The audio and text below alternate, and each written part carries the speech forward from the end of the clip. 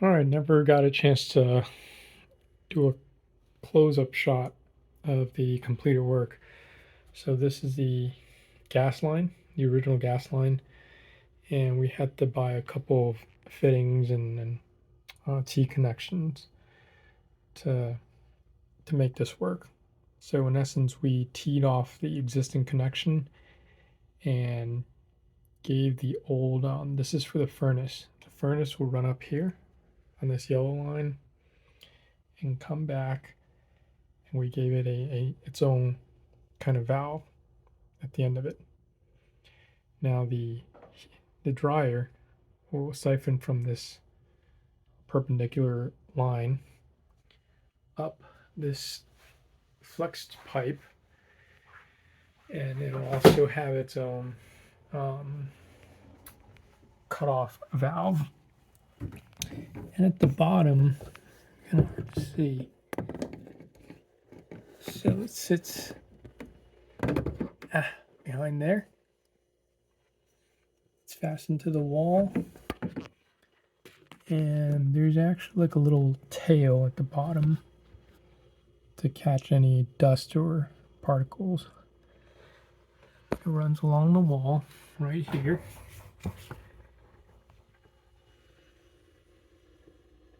And jogs over 90 degrees behind that thing that's blocking it.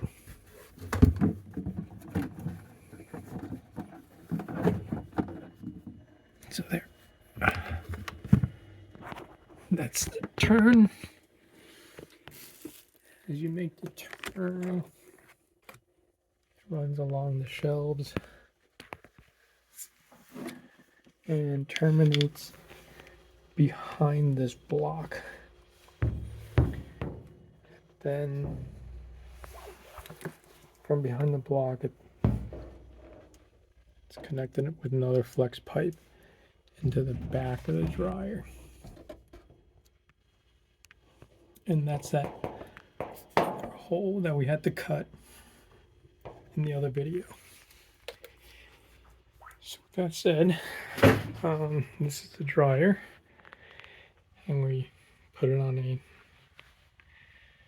non-matching pedestal because, well, it's another story.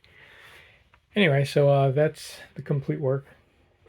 It is doable. I feel very accomplished now, or more accomplished after it's all said and done.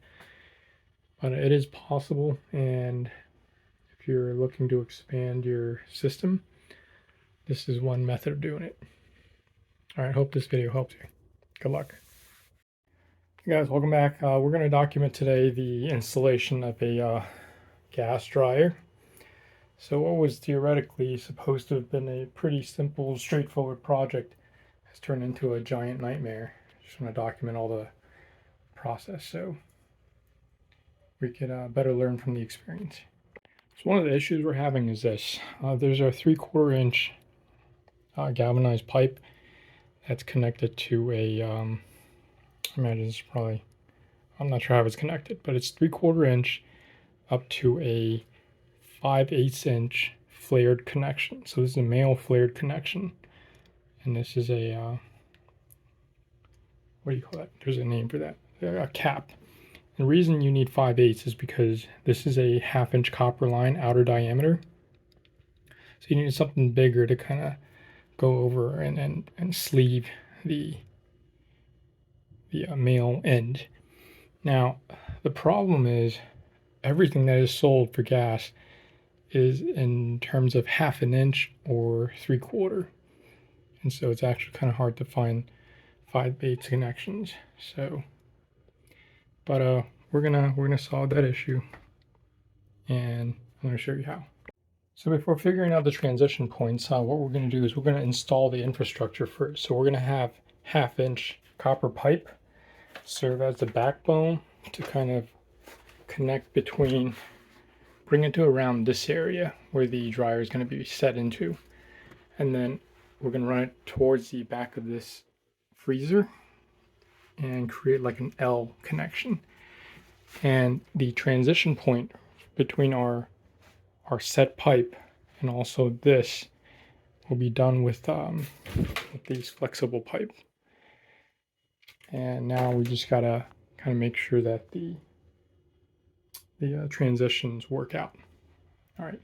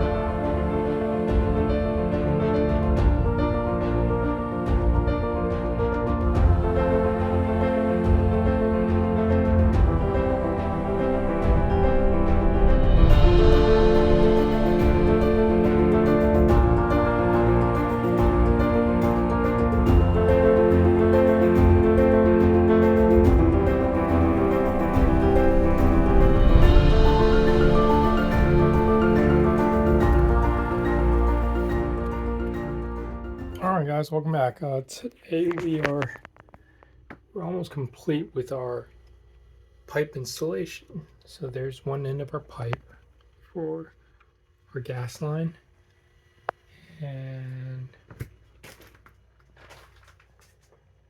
there's the other end. It hasn't been fastened to the wall yet, and the reason is because we need to test, kind of leak tested. And today we're going to show you how to do a poor man's leak test with minimal equipment. So on this end we have a 1/2-inch male, and we just put a valve over it. And on this end we have a 1/2-inch female, and we also stuffed a valve into it. So that way what we're going to do is we're going to take a compressor